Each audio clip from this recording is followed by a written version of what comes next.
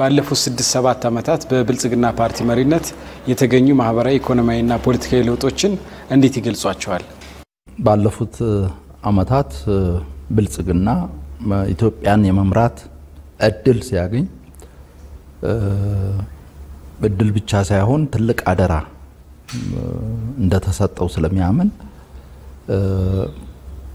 ለሀገር ይበጃሉ በኢትዮጵያ ሁለንተናዊ ብልጽግና ለማረጋገጥ ያግዛሉ ብሎ የያዛቸውን ሐሳቦች ተግባራዊ ለማድረግና የተሰጠውን ታሪካዊ አደራ ለመወጣት ሰፊ እንቅስቃሴ አድርጓል። በሁሉም ዘርፎች ደግሞ አመርቂ የሆኑ ውጤቶችን አስመዝግበዋል። ያሉ ችግሮችንም ለመፍታት ሰፊ ጥረት ለማድረግ በቁርጠኝነት እየተንቀሳቀሰ ይገኛል። በኢኮኖሚ ዘርፍ ያለውን ስንወስድ በኢትዮጵያ የኢኮኖሚ ብልጽግና ለማረጋገጥ ነው ብልጽግና ፓርቲ የሚታገለው የሚንቀሳቀሰው። ከዚህ አንፃር ባለፉት ዓመታት ባደረጋቸው ጥረቶች በዋናነት ትኩረት ያደረገባቸውና ጥሩ ውጤት ያስመዘገበባቸው ጉዳዮች ጠቅላላ ባለመልኩ ሲታይ በሶስት ከፍለን ማየት እንችላለን። የመጀመሪያው ከኢኮኖሚያዊ ነጻነት ጋር የተያያዘ ነው። ብልጽግና ፓርቲ ሁለንተናዊ ብልጽግና ልናረጋግጥ ከሆነ ሁለንተናዊ ሉዓላዊነታችንን ምናስከብር ከሆነ የተሟላ ነጻነት ልንጎናጸፍ ከሆነ የኢኮኖሚ ነጻነትን ማረጋገጥ በጣም ወሳኝ ነው።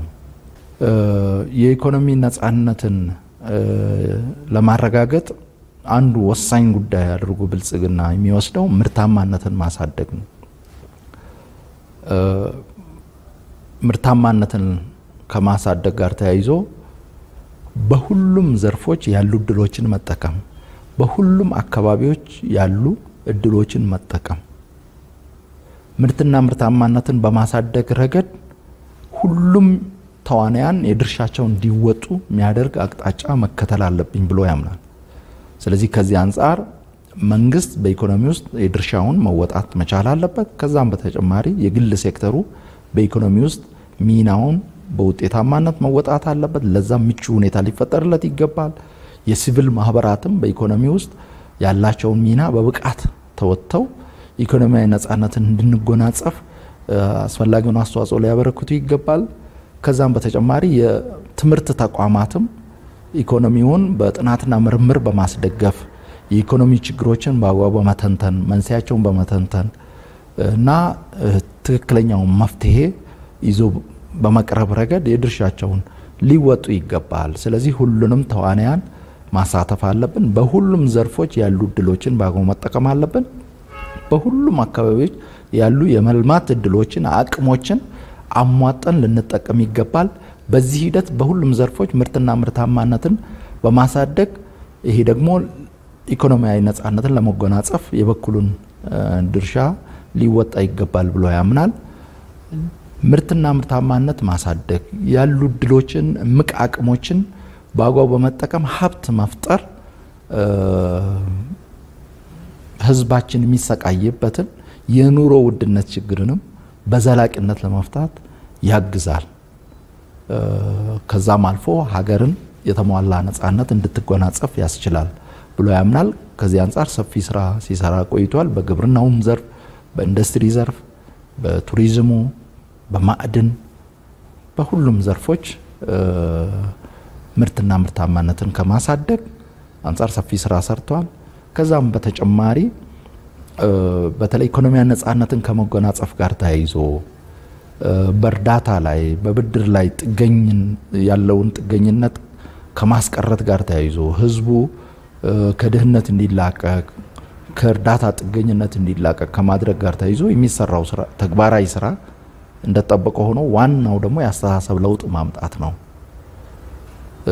የሚል እምነት አለው ብልጽግና። ይህንን መነሻ በማድረግ ከተረጅነትና ልመና በመላቀቅ ምርታማነትን በማሳደግ የተሟላ ሉዓላዊነትን ማረጋገጥ አለብን ብሎ ሰፊ እንቅስቃሴ እያደረገ ይገኛል።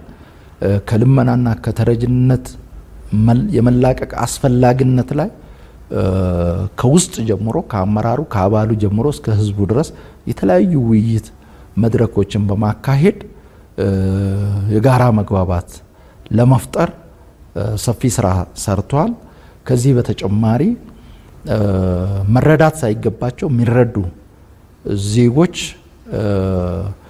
ከዚህ እንዲወጡ ለማድረግ ተረጅነት ልመና አዋራጅ እንደሆነ እንደ መብት መቆጠር ያለበት ጉዳይ እንዳልሆነ አምነው በራሳቸው ፍቃድ ከዛ ማዕቀፍ ወጥተው አይናቸውን ገልጠው በያካባቢያቸው ያለውን እድል አይተው ከዛ እድል የሚጠቀሙበት ሁኔታ ለመፍጠር ነው ሰፊ ስራ የተሰራው። ከዚህ ጋር ተያይዞ በተለያዩ የእርዳታ ማዕቀፎች የታቀፉ አካላትን የማጥራት መረዳት ያለበትና መረዳት የሌለበትን ለይቶ የመንቀሳቀስ የራሳቸው ሀብት ያላቸው መስራት የሚችሉ አካላት መረዳት የሌለባቸው ወደ ስራ እንዲገቡ ከስራ እድል ፈጠራ ጋር በማስተሳሰብ አሁን ላይ መረዳት ያለባቸው ግን በሂደት አስፈላጊው ድጋፍ ከተደረገላቸው የራሳቸውን ጥሪት አፍርተው ከተረጅነት ሊላቀቁ የሚችሉትንም አስፈላጊውን ድጋፍ በማድረግ በሂደት ጥሪት አፍርተው የራሳቸው ገቢ የራሳቸው ስራ ፈጥረው የሚወጡበትን ሁኔታ ለመፍጠር ነው ሰፊ ስራ ሲሰራ የቆየው። ከዚህ ጋር ተያይዞ በተለይ ተረጂዎችን ወደ ምርታማነት ለማሸጋገር የተቀናጀ እንቅስቃሴ ማድረግ ያስፈልጋል በሚልም ሰፊ እንቅስቃሴ ጀመረናል። መጨረሻ ላይ ደግሞ በተለይ በእድሜ ምክንያት በአካል ጉዳት ምክንያት በጤና እክል ምክንያት የራሳቸውን ስራ ሰርተው የራሳቸውን ገቢ ማመንጨት ማይችሉ ዜጎችን ደግሞ ሀገር በቀል በሆነ ስርዓት ህዝባችን በመረዳዳት በመደጋገፍ ይታወቃል ያምናል ለተቸገረው ለመርዳት ምን ጊዜም ዝግጁ ነው። ለዚህ ደግሞ ስርዓት በማበጀት የራሱን ስራ የራሱን ገቢ ማመንጨት ማይችለውን ደግሞ በራሳችን አቅፈን እንደ ሀገር ከእርዳታ ከጥገኝነት ከልመና ምንላቀቅበት ሁኔታ መፍጠር አለብን በሚል ሰፊ ንቅናቄ ስራ እየሰራን እንገኛለን። ይህንን አጠናክረን እንቀጥላለን። ስለዚህ በዚህ ዙሪያ የሰራናቸው ስራዎች ናቸው በመሰረታዊነት ሊጠቀሱ የሚችሉት በተለይ ከኢኮኖሚያዊ ነጻነት ጋር ተያይዞ። ሁለተኛው ከፍትሃዊነት ጋር ተያይዞ የተሰራው ስራ ነው። ከለውጡ በፊት ህዝቡ ከሚያነሳቸው መሰረታዊ ጥያቄዎች መካከል አንዱና ዋንኛው የፍትሃዊነት ጥያቄ ነው። የነበረውን ኢፍትሃዊነት ችግር በመቃወም ነበር እንቅስቃሴ ሲያደርግ የነበረው። ስለዚህ ከኢኮኖሚ አንፃር ፍትሃዊነትን ለማረጋገጥ ሰፊ ስራ ተሰርቷል። ፍትሃዊነትን ከማረጋገጥ አኳያ ከተወሰዱት እርምጃዎች መካከል ዋንኞቹ የመጀመሪያው ሁሉንም አካባቢዎች እኩል ማየት እና በአግባቡ መደገፍ ነው። እኩል ማየት ሲባል የተለያዩ አካባቢዎች የተለያየ የመልማት አቅም ይኖራቸዋል፣ የተለያየ ሪሶርስ ይኖራቸዋል። ዋናው ጉዳይ በያካባቢ ያለውን አቅም አይናችንን ገልጠን በማየት ሁሉም አካባቢዎች ያንን አቅም እንዲያወጡና ለራሳቸው ለሀገርም ጥቅም እንዲሰጥ እንዲያደርጉ ማድረግ። ስለዚህ አጠቃላይ የድጋፍ ስርዓቱ ሁሉንም አካባቢዎች ታሳቢ ያደረገ መሆን አለበት። በውስን አካባቢዎች ላይ ማተኮር ከፊሉን ይዞ ከፊሉን ትቶ ረስቶ መሄድ ትክክል እንዳልሆነ ይሄ በከፍተኛ ደረጃ ፍትሃዊነትን እንደሚያዛባ ለለውጥ መምጣትም አንዱ ገፊ ምክንያት እንደነበረ ታሳቢ በማድረግ እንደ ሀገር በመንሰራቸው ስራዎች ሁሉም አካባቢዎች ያሉ የኢኮኖሚ አቅሞችን የመልማት አቅሞችን የመልማት እድሎችን ታሳቢ አድርጎ ሁሉም አካባቢ ከዛ እንዲጠቀም በአግባቡ የመደገፍ እና በድጋፍ ስርዓቱ ሁሉንም ታሳቢ የማድረግ አቅጣጫ ነው። ሁለተኛው ሁሉንም ማህበረሰብ ታሳቢ ያደረገ ሁሉንም ማህበረሰብ የሚያካትት የሁሉም ማህበረሰብ አካታችነት የሚያረጋግጥ አቅጣጫ መከተል ነው። ከዚህ አንፃር በእምነት ሊሆን ይችላል በሃይማኖት ሊሆን ይችላል ከነበረው ታሪካዊ ሁኔታ ጋር ተያይዞ በተለያየ ምክንያት የአካባቢ አቅማቸውን ለመጠቀም የሚያስችል ሁኔታ ውስጥ ያልነበሩ አካባቢዎች ሊሆን ይችላል፣ ማህበረሰብ አካላትን ሊሆን ይችላል። በኢኮኖሚ ውስጥ ሚና ያላቸውን አካላት በሙሉ ታሳቢ አድርጎ መሄድንም ያካትት ይችላል። ስለዚህ ሁሉንም ማህበረሰብ ያካተተ ያሳተፈ አካሄድ መከተል ነው። ስለዚህ ከዚህ አንፃር የፋይናንስ ስርዓታችን ሁሉንም ሃይማኖቶች ታሳቢ አድርጎ በሃይማኖት ምክንያት ከኢኮኖሚ እንቅስቃሴ የሚገለል ሳይካተት በፍትሃዊነት ሳይጠቀም ሚቀር እንዳይኖር ሰፊ ጥረት ነው የተደረገው። በሁሉም አካባቢ ቅድም እንዳነሳው ጥረት ተደርጓል። ስለዚህ ሁሉንም አካባቢዎች ማሳተፍ፣ ታሳቢ ማድረግ፣ መደገፍ እንደዚሁም ሁሉንም ማህበረሰብ ታሳቢ አድርጎ አካታችነትን ፍትሃዊነትን በሚያረጋግጥ አኳኋን መንቀሳቀስ ያስፈልጋል ነው። ከፍትሃዊነት አኳያ ሌላው ትኩረት ያደረግነው የጋራ ሀብቶችን በተለይ በፌደራል ደረጃ የሚተዳደሩ ጉዳዮችን ደግሞ ግልጸኝነትና ተጠያቂነት ባለው አኳኋን ፍትሃዊ ስርጭቱን በጠበቀ መልኩ የየአካባቢውን አቅም ታሳቢ ባደረገ መልኩ እንዲከፋፈል ማድረግ ነው። ስለዚህ ሁሉንም አካባቢ በኩል መደገፍ፣ ሁሉንም ማህበረሰብ ማካተት፣ አካታችነትን ማረጋገጥ፣ የጋራ ሀብትን ደግሞ ግልጽነትና ተጠያቂነት ባለው መልኩ በፍትሃዊነት ማስተዳደር፣ በተለይ የፌደራል መሰረተ ልማት ስርጭቱ ፍትሃዊ እንዲሆን ግልጽነት ያለው አቅጣጫን እንዲከተል የማድረግ ስራ ነው የተሰራው። ስለዚህ ሁለተኛው በኢኮኖሚው ትኩረት የሰጠነውና ውጤትም ያመጣንበት የፍትሃዊነት ጉዳይ ነው። ሶስተኛው የኢኮኖሚውን ተወዳዳሪነት ማሳደግ ነው። ከኢኮኖሚ አኳያ ኢትዮጵያ ያላትን ምቅ አቅም በአግባቡ ከተጠቀመች በዓለም አቀፍ ደረጃ ግዙፍ ኢኮኖሚ ካላቸው ሀገራት ተርታ በአጭር ጊዜ ውስጥ መሰለፍ የምትችልበት በከፍተኛ ደረጃ በሁሉም የኢኮኖሚ ዘርፎች ተወዳዳሪ መሆን የምትችልበት አቅም አለ። ዋናው ለዚህ ትኩረት ሰጥቶ የመስራት ጉዳይ ነው። ስለዚህ የኢኮኖሚ ተወዳዳሪነትን ለማሳደግ የኢኮኖሚ እድገቱ ቀጣይነትና ዘላቂነት እንዲኖረው ከማድረግ በተጨማሪ በዋናነት ዕውቀት መር እንዲሆን፣ ፈጠራና ቴክኖሎጂን ማዕከል ያደረገ እንዲሆን፣ ዘመኑን የዋጃ አካሄድን የመከተል ጥራትን ማዕከል ያደረገ እንዲሆን፣ በኢትዮጵያ ውስጥ የሚመረቱ ምርቶች ጥራት ኖሯቸው በሀገር ውስጥ ከውጪ ከሚገባው ጋር ተወዳዳሪ እንዲሆኑ፣ ወደ ዓለም ገበያ ሲወጡ ደግሞ በሌሎች ሀገራት ከሚመረቱ ምርቶች ጋር በጥራት ተወዳዳሪ እንዲሆኑ የማስቻል ጉዳይ። ለዚህ ምቹ ሁኔታ ለመፍጠር ሰፋፊ ጥራትን ማዕከል ያደረጉ ስራዎች ተሰርተዋል። ለምሳሌ በቅርቡ የተመረቀው የጥራት ማዕከል አንዱ ማሳያ ነው ማለት ነው። ስለዚህ ጥራትን ማዕከል በማድረግ ፈጠራን፣ ቴክኖሎጂን ታሳቢ አድርጎ በመስራት ዕውቀት መር እንዲሆን በማድረግ መካነ ትምህርት ተቋማት፣ የትምህርት ተቋማት በኢኮኖሚ ውስጥ ያላቸው ሚና በአግባቡ እንዲጫወቱ በማድረግ በጥናትና ምርምር ኢኮኖሚን እንዲደግፉ በማድረግ ሀገር በቀልም ሆነ አጠቃላይ ከኢትዮጵያ ጋር ሊሄዱ የሚችሉ ዕውቀቶችን በአግባቡ በመጠቀም ኢኮኖሚያችን ተወዳዳሪ እንዲሆን ልናደርግ ይገባል፣ ማስቻል አለብን የሚል አቅጣጫን ተከትለን ስንሰራ ቆይተናል። ትልቅ ውጤትም ተገኝቷል። በማህበራዊ ዘርፍም ስናይ በዋናነት መሰረታዊ ለውጥ ለማምጣት ጥረት ያደረግነው አንደኛው የትምህርት ጥራትና ተደራሽነትን ማዕከል ያደረገ ስራ በስፋት በመስራት ነው። የትምህርት ጥራት እንደ ሀገር ሁለንተናዊ ብልጽግና ለማረጋገጥ እጅግ በጣም ወሳኝ ነው።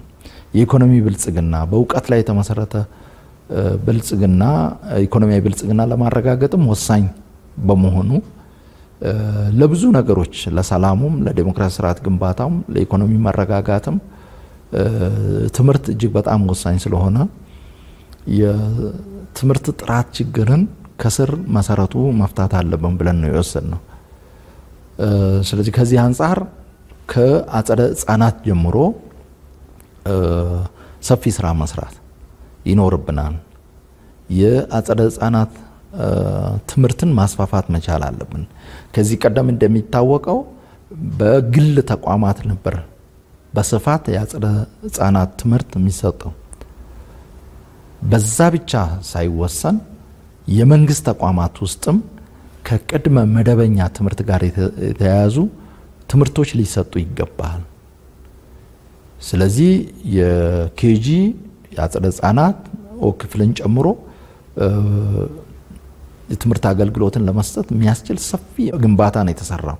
በርካታ ክፍሎች በተለይ አጸደ ህጻናት ትምህርት የሚሆኑ ክፍሎች የተገነቡበት ትምህርት ቤቶች የተገነቡበት ሁኔታ የአጸደ ህጻናት ትምህርትን ሊሰጡ የሚችሉ መምህራንን በስፋት የማዘጋጀት የማሰማራት ስራ ለአጸደ ህጻናት ትምህርት የሚሆኑ ግብአቶችን በስፋት የማሟላት ያ ደግሞ በመንግስት አቅም ብቻ ስለማይቻል ማህበረሰቡን በማሳተፍ ማህበረሰቡ የትምህርት ጥራት ችግርን ከስር መሰረቱ ለመፍታት በሚደረገው ጥረት የድርሻው እንዲወጣ ህዝቡን ሞቢላይዝ የማድረግ ባለው አቅም እንዲያዋጣ ማድረግ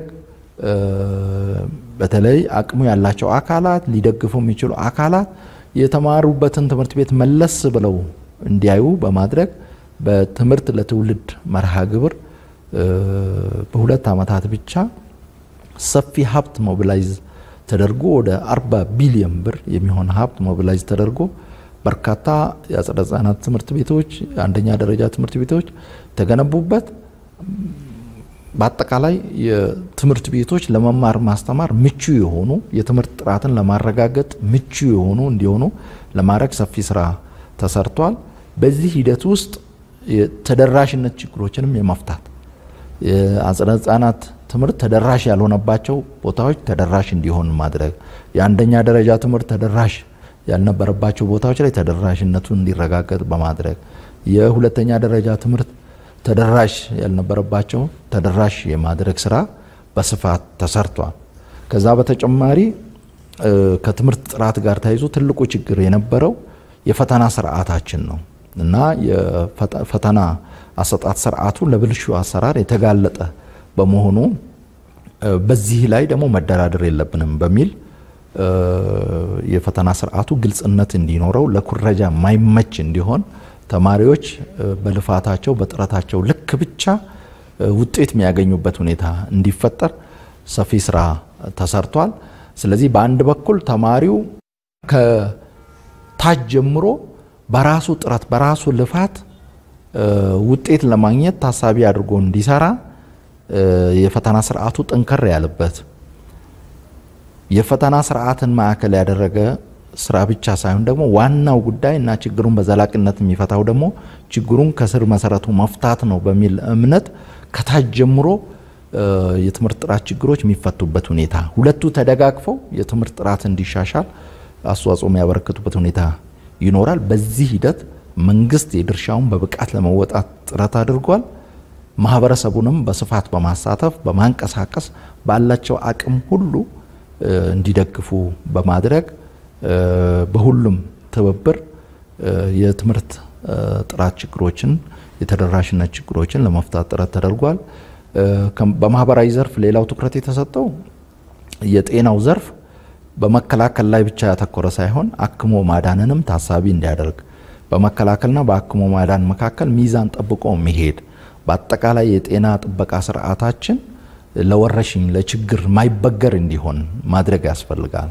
በተለይ ከኮቪድ-19 ተገቢውን ልምድ በመውሰድ በቀጣይ የወረሽኝ ችግር አምጣውና የሚመጣ ከሆነ ያንን ተቋቁሞ ለህብረተሰቡ ተገቢውን አገልግሎት መስጠት የሚችል የጤና ጥበቃ ስርዓት ሊኖረን ይገባል በሚል ከኮቪድ-19 የተገኘውንም ልምድ በመውሰድ ሰፋፊ ስራዎች እየተሰሩበት የጤና ተቋማት አክሞ ለማዳን በሚደረገው ጥረት ብቃት ያለው ህክምና የሚሰጡ እንዲሆኑ ማድረግ በሌላ በኩል ደግሞ ከዚህ ቀደም ሲሰራበት የነበረውን የመከላከል ስራ በተለይ በሽታን ተላላፊ በሽታዎችን የመከላከል ስራም ተጠናክሮ የቀጠለበት በዛ ሂደትም ህብረተሰቡ በብቃት እንዲሳተፍ ለማድረግ ሰፊ ስራ የተሰራበት ሁኔታ አለ። ትልቅ ውጤት መጥቷል። ሌላው የማህበራዊ ደህንነትና ዋስትና ስርዓት መዘርጋት ነው። በተለይ አቅመ ደካማ ዜጎችን የሚደግፍ ስርዓት ሊኖረን ይገባል። ስለዚህ እንደ መንግስት ስርዓቱን ማበጀት የመንግስት ድርሻን መወጣት እንደተጠበቀ ሆኖ ህብረተሰቡንም ሞቢላይዝ በማድረግ ሰው ተኮር የሆኑ ስራዎች በስፋት የሚሰሩበት ለችግር የተጋለጡ ማህበረሰብ ክፍሎች ከችግር እንዲላቀቁ የሚያደርጉ መሰረታዊ ስራዎች የሚሰሩበት ሁኔታ መኖር አለባቸው በሚል በክቡር ጠቅላይ ሚኒስትር ኢኒሺዬቲቭ የተለያዩ የአቅመ ደካማ ዜጎችን የሚደግፉ ስራዎች ተሰርቷል። ከነዚህ መካከል አንደኛው የአቅመ ደካማ ቤቶችን ማደስ መገንባት ነው። ስለዚህ በክቡር ጠቅላይ ሚኒስትር ተጀምሮ ወደ ሁሉም አካባቢ የሰፋና ባለፉት አመታት በሺዎች የሚቆጠሩ የአቅመ ደካማ ቤቶች የታደሱበት የተገነቡበት ሁኔታ አለ። እንደ ፓርቲም ባለን አቅም ለሌላው ማሪያ ለመሆን ሰፊ ስራ የሰራንበት ሁኔታ አለ። ማዕድ ማጋራት እና የመሳሰሉት የተማሪ ምገባ ፕሮግራም ማንሳት ይቻላልና ሌሎች ሰው ተኮር ስራዎችን በስፋት የተሰሩበት ሁኔታ አለ። እነዚህ በሞቢላይዜሽን የሚሰሩ ስራዎች እንደተጠበቁ ሆኖ ቀጣይነታቸውና ዘላቂነታቸውን ለማረጋገጥም ጠንካራ የማህበራዊ ጥበቃና ዋስትና ስርዓት ሊኖረን ይገባል በሚል በፖሊሲ በህግ ማዕቀፍ የማስደገፍ ስራዎች ተሰርቷል። ፖሊሲውና ህግ ማዕቀፉን መሰረት በማድረግ ህዝቡን በስፋት በማሳተፍ ሰው ተኮር የሆኑ በተለይ ደሃ ተኮር የሆኑ ስራዎች በስፋት የሚሰሩበት ሁኔታ ይኖራል። ይሄን አጠናክረን እንቀጥላለን። በፖለቲካው ቅድም ያነሳኋቸው መሰረታዊ ውጤቶች ተገኝተዋል። በዲፕሎማሲም በተለይ የኢትዮጵያና የዜጎች ክብርን በዓለም አቀፍ ደረጃ የማስጠበቅ አቅጣጫ ነው የተከተልነው። ዜጋ ተኮር ፖሊሲ እጅግ በጣም ወሳኝ ነው ብለን ስላመን በየአካባቢው ያሉ ኢትዮጵያን ያሉበትን ሁኔታ ለማወቅ የሚያስችል የተቸገረውን ለመደገፍ ወደ ሀገር መመለስ የሚፈልገው ወደ ሀገር እንዲመለስ ለማድረግ የሚያስችል ስራ ተሰርቷል። የኢትዮጵያን ክብር ማስጠበቅ የሚቻለው የኢትዮጵያውያንን ክብር ማስጠበቅ ስንችል ነው። የኢትዮጵያና የዜጎች ክብር የተሳሰሩ ናቸው የሚለውን ታሳቢ በማድረግ በክቡር ጠቅላይ ሚኒስትር ግንባር ቀደም መሪነት ሰፋፊ ስራዎች ተሰርቷል። ስርዓትም ሆኖ ተጠናክሮ የቀጠለበት በውጪ ያሉን ኤምባሲዎች ሚስዮኖቻችን የኢትዮጵያና የዜጎችን ክብር ማዕከል አድርገው ዜጋ ተኮር ፖሊሲን ዲፕሎማሲን ተከትለው እንዲሰሩ አቅጣጫ ተሰጥቶ በዛ አግባብ እየሰሩ ይገኛሉ። ሰፋፊ ውጤቶች ተገኝተዋል። በቀጣይም አጠናክሮ መቀጠል ያስፈልጋል። ሌላው ጎረቤት ተኮር ፖሊሲያችን ነው። ብልጽግና ፓርቲ የኢትዮጵያ ሰላም ደህንነት ለቀጠናው ሰላምና ደህንነት ወሳኝ ነው። የቀጠናው የጎረቤቶቻችን ሰላም መረጋጋት ደህንነት ለኢትዮጵያ ሰላም መረጋጋት ደህንነት በጣም ወሳኝ ነው። ስለዚህ ይሄንን ማዕከል አድርገን መስራት መቻል አለብን በሚል ሰፋፊ ጥረቶች ተደርጓል። ይሄንን አጠናክረን እንቀጥላለን። በጎረቤት ላይ የሚደርስ ማንኛውም ችግር በአንድ ሆነ በሌላ መልኩ በኢትዮጵያ ላይ ችግር እንደሚያመጣ የሌላው መልካም ነገር ሰላም ደህንነት የኢኮኖሚ እድገት ብልጽግና በአንድ ሆነ በሌላ መልኩ በኢትዮጵያ ላይ የራሱ የሆነ ተጽዕኖ የሚፈጥር መሆኑን ታሳቢ በማድረግ የጋራ ጥቅምን ማዕከል በማድረግ የጋራ ጥቅምን ለማረጋገጥ የሚያስችሉ የአካባቢውን የቀጠናውን ሀብቶች በፍትሃዊነት በመጠቀም በመደጋገፍ በኢኮኖሚ ትስስር ለጎረቤትም ለራሳችን የሚጠቅም ስራ የምንሰራበት ሁኔታ ሊኖር ይገባል በሚል ነው። ስለዚህ ይህንን አቅጣጫ በቀጣይ ማጠናከርን የምንቀጥል ይሆናል። እነዚህ ሁሉ የኢትዮጵያንም ሆነ የዜጎችን ክብር በዘላቂነት ማስከበር የሚቻለው የጎረቤት ተኮር ፖሊሲያችን ውጤታማ ሊሆን የሚችለው በአጠቃላይ የኢትዮጵያን ብሔራዊ ጥቅም ፍትሃዊ በሆነ አኳኋን በዓለም አቀፍ ደረጃ ማስጠበቅ የሚቻለው ደግሞ የተቋም ግንባታ ሲጠናከር ነው። በዚህ ላይ ሚና ያላቸው ተቋማት ሲጠናከሩ ነው። ብቃት ሲኖራቸው ነው። የተጀመሩ ስራዎችን ዘላቂነት እንዲኖራቸው ማድረግ ሲችሉ ነው ብለን ስለምናምን ተቋም ግንባታም ሰፊ ስራ ተሰርቶበታል። ውጤትም ተገኝቷል። በቀጣይም የተቋም ግንባታ ስራ ተጠናክሮ የሚቀጥል ይሆናል። በቀጣይ ችግሮችን በሰላማዊ መንገድ በመፍታት በሀገሪቱ ዘላቂ ሰላምን ለማስፈን ብልጽግና ፓርቲ ምን ተግባራትን ያከናውናል? ብልጽግና ፓርቲ ሰላም ለኢኮኖሚ ብልጽግና፣ ለማህበራዊ ልዕልና፣ ለሰብአዊ ልዕልና፣ ለተረጋጋ ፖለቲካ በአጠቃላይ ለጠንካራና ቅቡልነት ያለው ሀገረ መንግስት ግንባታ በጣም ወሳኝ ነው። የሁሉም ነገር መሰረት ነው ሰላም። ከዚህ አኳያ ብልጽግና ፓርቲ ለሰላም ትልቅ ዋጋ ይሰጣል። ሌላው ብልጽግና በጽኑ የሚያምነው የተረጋጋ የፖለቲካ ስርዓት፣ ጤናማ የሆነ የፖለቲካ ስርዓት እንዲገነባ ማድረግ ለዘላቂ ሰላም ግንባታ በጣም ወሳኝ ነው። ጤናማ የሆነ የሰለጠነ የፖለቲካ ስርዓት መገንባት ስንል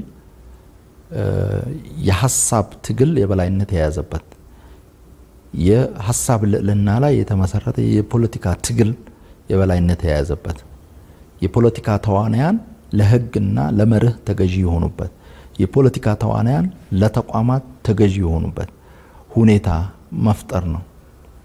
ስለዚህ ችግሮችን በኃይል በአብዮት በጠመንጀኝነት ሳይሆን በንግግር በውይይት የሚፈታበትን ሁኔታ መፍጠር ነው። እንደሚታወቀው ችግሮችን በንግግር በውይይት መፍታት መተማመን ለመፍጠር በጣም ወሳኝ ነው። መከባበር ላይ በተመሰረተ አኳኋን ችግሩን ለመፍታት በጣም ወሳኝ ነው። በአንጻሩ ጠመንጀኝነት ለጊዜው ችግሩን የፈታን ሊመስለን ይችላል።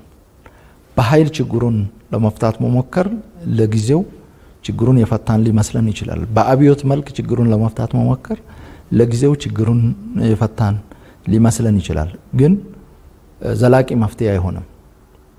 ቁርሾ ጥሎ ከማለፍ ቅራኔን ወደሚቀጥለው ትውልድ ከማሸጋገር ባለፈ ችግሩን በዘላቂነት ሊፈታ አይችልም። ኃይልን መጠቀም ምናልባት አሉታዊ ሰላም የሚባለው በማፈን ሰላም ያለ ለማስመሰል የሚደረግ ጥረት ማሳያ ካልሆነ በስተቀር ዘላቂ የሆነ አዎንታዊ ሰላም ሊያረጋግጥ አይችልም። ስለዚህ የብልጽግና ፓርቲ በአዎንታዊ ሰላም ያምናል። ዘላቂ ሰላም ለማረጋገጥ ደግሞ በንግግር በድርድር ላይ የተመሰረተ የሰለጠነ የፖለቲካ ስርዓትን መትከል እጅግ በጣም ወሳኝ ነው ብሎ ያምናል። ስለሆነም የብልጽግና ፓርቲ ምን ጊዜም ራሱን ለሰላማዊ ንግግር፣ ለሰላማዊ ድርድር፣ ውይይት ራሱን ዝግጁ የሚያደርግ ፓርቲ ነው። ከዚህ አንፃር ለአብነት ከፍተኛ የሆነ ዋጋ ያስከፈለን ትልቅ ውድመትን ያስከተለው የሰሜኑን ጦርነት ከሚገባው በላይ ርቀት በመሄድ በመጓዝ በሰላማዊ ንግግርና ድርድር እንዲቋጭ ለማድረግ ያደረገው ጥረት ትልቅ ማሳያ ነው። ብልጽግና በኃይል ሳይሆን በንግግር በድርድር የሚያምን መሆኑን አንዱ የሚያሳይ መሰረታዊ ማሳያ ብለን ልንወስድ እንችላለን። ከዚህ በተጨማሪ በቤኒሻንጉል ጉሙዝ ክልል ይንቀሳቀሱ የነበሩ የታጠቁ አካላት በሰላማዊ ንግግርና ድርድር መፍትሄ ጉዳዩ እንዲያገኝ የተደረገበትና በአሁኑ ወቅት ሰላማዊ ኑሮ የሚመሩበት የፖለቲካ አጀንዳቸውን ለማራመድ ፍላጎት ያላቸው አካላትም የሰፋውን የፖለቲካ ምህዳር በመጠቀም የፖለቲካ ሐሳባቸውን እያራመዱ ያለበት ሁኔታ አለ። በጋምቤላም በተመሳሳይ መልኩ ተሰርቷል። በአፋርም የትጥቅ ትግል ሲያደርጉ የነበሩ አካላት በሰላማዊ ንግግርና ድርድር ወደ ሰላማዊ መንገድ የመጡበት ሁኔታ ተፈጥሯል። በኦሮሚያም የተወሰኑ አካላት በድርድር በንግግር ወደ ሰላማዊ ህይወት የገቡበት ሁኔታ ተፈጥሯል።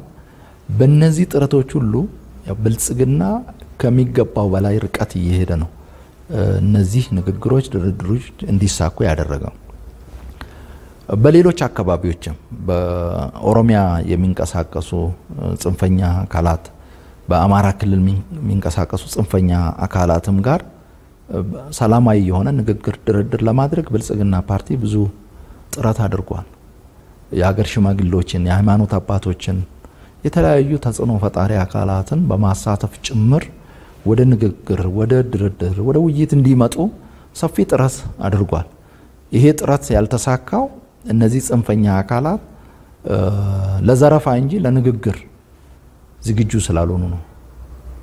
ለምዝበራ እንጂ ለድርድር ዝግጁ ስላልሆኑ ነው።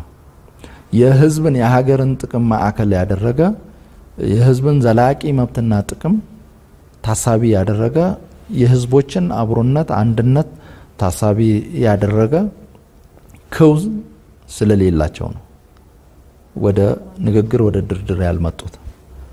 ስለሆነም ብልጽግና ፓርቲ ምን ጊዜም በሩን ለሰላማዊ ንግግር ድርድር ክፍት ያደርጋል።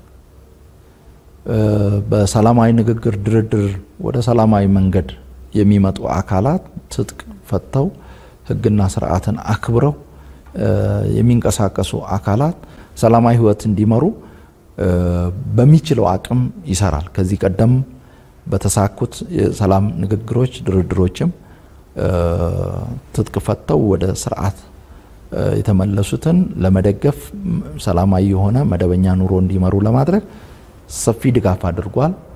የቀረውንም ለማሟላት ቁርጠኛ ነው።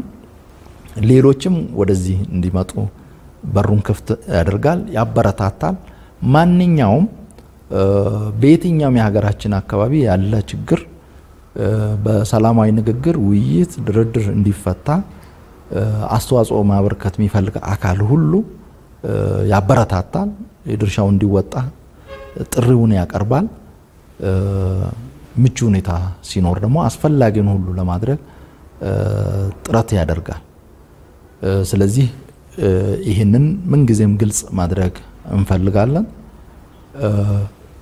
ለዚህ ጥሪ ጆሮ ያልሰጡ ያልተቀበሉ አካላት እና በየአካባቢው የዜጎችን ሰብአዊ መብቶች የሚጥሱ አካባቢ እንዳይረጋጋ የሚያደርጉ ህዝቡ ማህበራዊ ረፍት እንዳያገኝ የሚያደርጉ አካላት ህዝቡ መደበኛ ማህበራዊ ኢኮኖሚያዊ እንቅስቃሴውን እንዳያከናውን ልጆቹ ትምህርት እንዳይማሩ የጤና ተቋማት ተገቢውን አገልግሎት እንዳይሰጡ ሌሎች የማህበረሰብ ተቋማት የመንግስት ተቋማት መስጠት የሚገባቸውን አገልግሎት ለህብረተሰቡ እንዳይሰጡ እንቅፋት የሆኑ አካላትን ለህዝብ ጥቅም ብሎ ለሀገር ጥቅም ብሎ የህግ በላይነትን ለማስከበር ጥረት እያደረገ ይገኛል። በዚህ ሂደት የጸጥታ ተቋማት የጀግናው ሀገር መከላከያ ሰራዊት የክልል ጸጥታ ተቋማት ሌሎች የጸጥታና ደህንነት ተቋማት ከፍተኛ ዋጋ እየከፈሉ ነው። ዋጋ እየከፈሉ ያሉት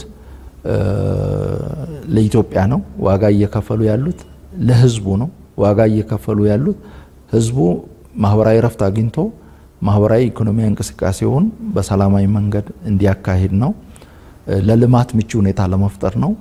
ለመልካም አስተዳደር ምቹ ሁኔታ ለመፍጠር ነው። ስለዚህ ህዝቡ እነዚህ ዋጋ እየከፈሉ ያሉ የጸጥታ አካላትን የደህንነት ተቋማትን እንዲተባበር አስፈላጊውን ድጋፍ እንዲያደርግ በዚህ አጋጣሚ ጥሬን አቀርባለሁ። እነዚህ የጸጥታና ደህንነት ተቋማት ውድ ህይወታቸውን ሰጥተው ለሀገር ብለው ለህገ መንግስቱ መከበር ብለው ለህዝብ ዘላቂ መብትና ጥቅም ብለው የሚከፍሉትን መስዋዕትነት በደንብ እንረዳለን። ለአስተዋጽኦአቸውም ብልጽግና ፓርቲ ትልቅ ክብርና ምስጋና አለው። እነዚህ ተቋማት ተጠናክረው ኢትዮጵያን ለማሻገር የህዝቡን ሁለንተናዊ ተሳትፎና ተጠቃሚነት ለማረጋገጥ የሚያደርጉትን ጥረት ሁሉ ይደግፋል። ለስኬታማነቱ አስፈላጊውን ሁሉ ያደርጋል። ስለዚህ በቀጣይ እነዚህን ተቋማት የማጠናከሩ የመደገፉ ስራ እናጠናክራለን። ህዝቡ ይሄንን በአግባቡ እንዲረዳ እና የተለያዩ አፍራሽ አካላት የሚያናፍሱትን ሐሰተኛ ወሬ ለዘረፋቸው እንዲመች የኢትዮጵያ አንድነት መገለጫ የሆኑ የኢትዮጵያ የመጨረሻ ምሽግ የሆኑ ተቋማትን ስም ለማጠልሸት የሚያደርጉትን እንቅስቃሴ ኖ እንዲልና እንዲቃወም በተለያየ መልክ እያደረገ ይገኛል። ይሄንን አጠናክሮ እንዲቀጥል እና ከነዚህ ተቋማት ጋር በመሆን በሁሉም የሀገራችን አካባቢ የተረጋጋ ሁኔታ የሚፈጠርበት ዘላቂ ሰላም የሚረጋገጥበት እና የጀመርነው የብልጽግና ጉዞ በሁሉም አካባቢዎች የሚፋጠንበት ሁኔታ መፍጠር ይኖርብናል። ከዚህ አንፃር ህዝቡ የድርሻውን እንዲወጣ በዚህ አጋጣሚ ጥሬን አቀርባለሁ። ለአፍራሽ አካላትም ጆሮ ሳይሰጥ እንዲታገላቸው ጥሬን አቀርባለሁ። ወደ ሰላማዊ ንግግርና ድርድር እንዲመጡም ግፊት እንዲያደርግ በዚህ አጋጣሚ ጥሬን አቀርባለሁ። የብልጽግና ፓርቲ ከአፍሪካ ግዙፉ ፓርቲ ነው፣ በተለይ በአባላት ቁጥር ማለት ነው። ከዚህ አንፃር በአፍሪካዊ እሳቤዎች በአህጉራዊ እሳቤዎች ምን አዲስ ነገር ይዞ መጥቷል ብልጽግና ፓርቲ? የብልጽግና ፓርቲ በአፍሪካ ብቻ ሳይሆን በዓለም አቀፍ ደረጃ ካሉ ግዙፍ ፓርቲዎች መካከል ቀዳሚ ነው። ግዝፈቱ በአባላቱ ብዛት፣ በአደረጃጀቱ ብዛት በሁሉም የሀገራችን አካባቢ ፕሬዘንስ ያለው ከመሆን ጋር ብቻ የሚያያዝ ሳይሆን ሀሳቡ ራሱ ሀገር በቀል እሳቤዎችን መሰረት አድርጎ ተጨባጭ ለውጥ እያመጣ ያለ ፓርቲ በመሆኑ ከዛ አንፃር ግዝፈቱ ይታያል። ስለዚህ በሀሳቡ በመሪዎቹ ብቃት በአባላት ብዛቱ በአደረጃጀት ብዛቱ እና እስካሁን ባደረጋቸው ተግባራዊ እንቅስቃሴዎችና ባመጣቸው አመርቂ ውጤቶች ብልጽግና ፓርቲ በሁሉም መመዘኛ ግዙፍ ፓርቲ ውጤታማ ፓርቲ እንደሆነ አሳይቷል። የብልጽግና ፓርቲ ትግል ለኢትዮጵያ ብቻ ሳይሆን ለአፍሪካም እንዲተርፍ ነው እምነቱ። ምክንያቱም የአፍሪካውያን መጻኢ ዕጣ ፈንታ እጅግ በጣም የተቆራኘ ነው ብሎ ያምናል። ብልጽግና ፓርቲ ከኢትዮጵያ አልፎ ለሌሎች አፍሪካውያንም እንዲተርፍ ከማድረግ አኳያ በዋናነት 3 ነገሮችን መስራት አለብን ብለን አምነን እየተንቀሳቀስን ነው። የመጀመሪያው ያለንን ሐሳብ እና ልምድ ለሌሎች ወንድም እና እህት አፍሪካውያን ለሌሎች የአፍሪካ ሀገራት ማካፈል ነው። ሀገር በቀል እሳቤዎችን በመያዝ ያው ከሌሎች የምንማረውን ደግሞ እየተማርን ግን ተግባራው ከኢትዮጵያ ተጨባጭ ሁኔታ አንፃር እንዲታይ በማድረግ ፕራግማቲክ የሆነ ገቢር ነበብ የሆነ አካሄድ የሚከተል ፓርቲ ነው።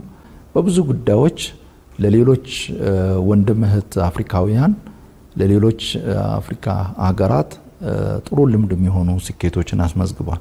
በእነዚህ እሳቤዎቻችን የሰራናቸው ስራዎችና ያስመዘገብናቸው ውጤቶች ተግባራዊ ልምዶችን ለሌሎች ማካፈል ይኖርብናል፣ ማጋራት ይኖርብናል የሚል እምነት ይዘን ነው ስንሰራ የነበረው። ከዚህ አኳያ አንዱ ስናደርግ የነበረው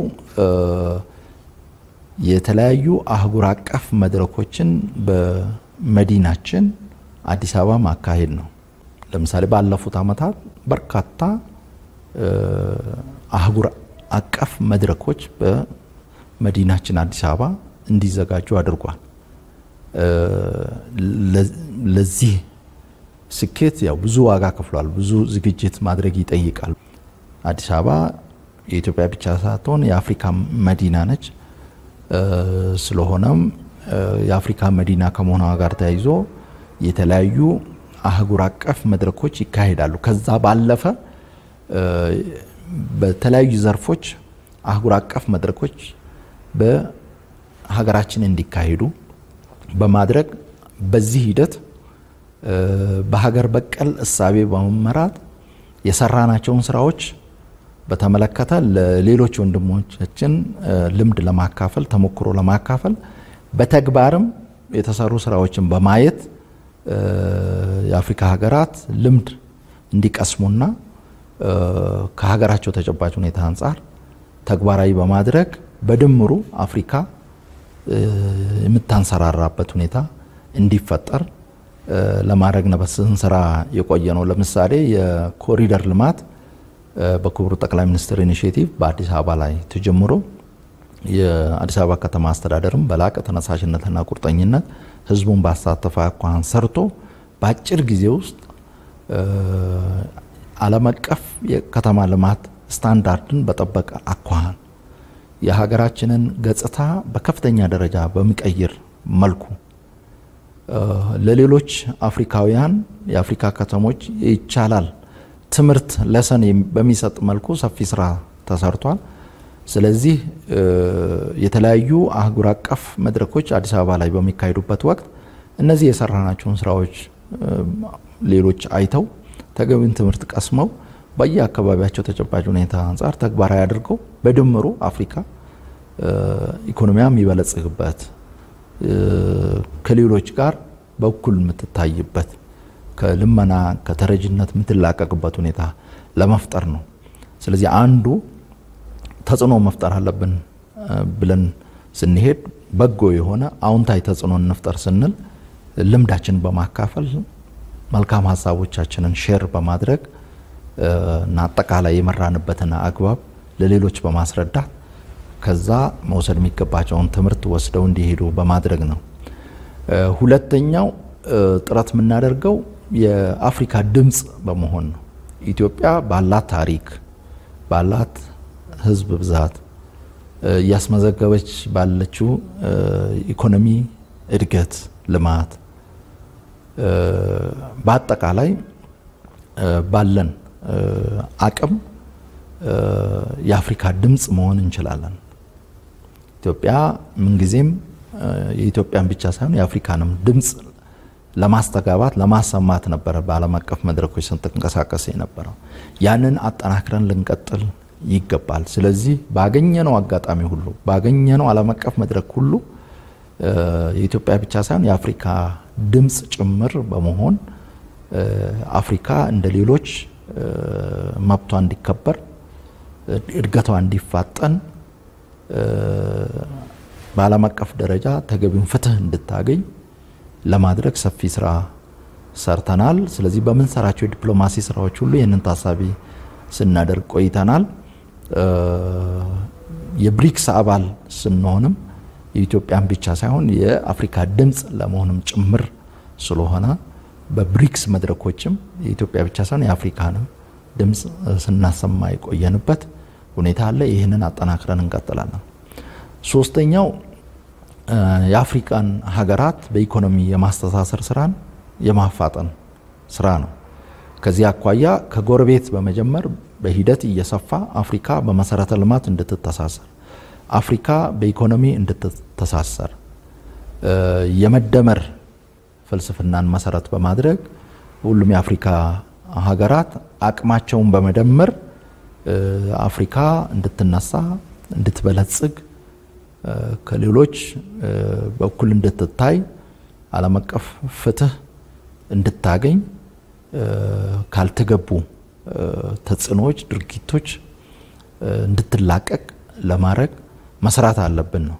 ስለዚህ ከዚህ አንፃር ባለፉት አመታት ስንሰራቸው የቆየናቸው ስራዎች በኢትዮጵያ ብቻ የሚወሰኑ ሳይሆኑ የቀጠናውን የኢኮኖሚ ትስስር የቀጠናውን የኢኮኖሚ ውህደት የሚያጠናክሩ ስራዎች የጋራ ተጠቃሚነትን መሰረት ያደረጉ የጋራ አቅሞችን ለጋራ ጥቅም በመጠቀም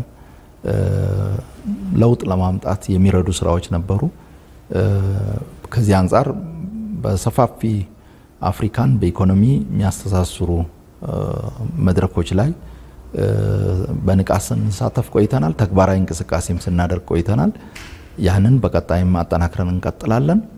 አፍሪካ በዓለም አቀፍ ደረጃ መብቷና ክብሯ እንዲጠበቅ በቁርጠኝነት ለመስራት በጽናት እንንቀሳቀሳለን። በዛ ውስጥ የኢትዮጵያ መብትና ክብር እንዲከበር ማድረግ እንችላለን ብለን እናስባለን። የኢትዮጵያውያን ብቻ ሳይሆን የአፍሪካውያን ጣፋንታ እጅግኑ የተቆራኘ ነው፣ የተሳሰረ ነው። ስለዚህ በጋራ ጥረት ነው ይሄንን ልንሻገር ልናሳድግ የምንችለው። ስለዚህ ከዚህ አንፃር ብልጽግና ፓርቲ የድርሻውን ለመወጣት በቀጣይም በቁርጠኝነት ይንቀሳቀሳል። በዚህ ውስጥ የኢትዮጵያንና የኢትዮጵያውያንን ክብር እናስጠብቃለን። የኢትዮጵያና የኢትዮጵያውያንን ዘላቂ መብትና ጥቅም እናስከብራለን። ግን ለኢትዮጵያውያንና ለኢትዮጵያውያን ብቻ ሳይሆን ለአፍሪካውያንም እንተርፍ ለመሆን እንሰራለን። ይህን ጥረታችን በቀጣይም አጠናክረን እንቀጥላለን። አመሰግናለሁ። የብልጽግና ፓርቲ ምክትል ፕሬዝዳንትና የፓርቲው ዋና ጽህፈት ቤት ኃላፊ አቶ አደም ፋራህ ላነሳናቸው ሰፊ ጥያቄዎች ሰፊ ማብራሪያ ስለሰጡን ከልብ እናመሰግናለን። በሌላም ፕሮግራም እንደምንገናኝ ተስፋ አድርጋለሁ። አመሰግናለሁ። እኔም ላገኘሁት እድል እጅግ በጣም አመሰግናለሁ። ተመልካቾቻችን ከብልጽግና ፓርቲ ምክትል ፕሬዝዳንትና ከፓርቲው ዋና ጽህፈት ቤት ኃላፊ አቶ አደም ፋራህ ጋር የነበረን ቆይታ የተከታተላችሁትን ይመስል ነበር። ስለ አብሮነት ቆይታችሁ ከልብ እናመሰግናለን። ጤና ይስጥልኝ።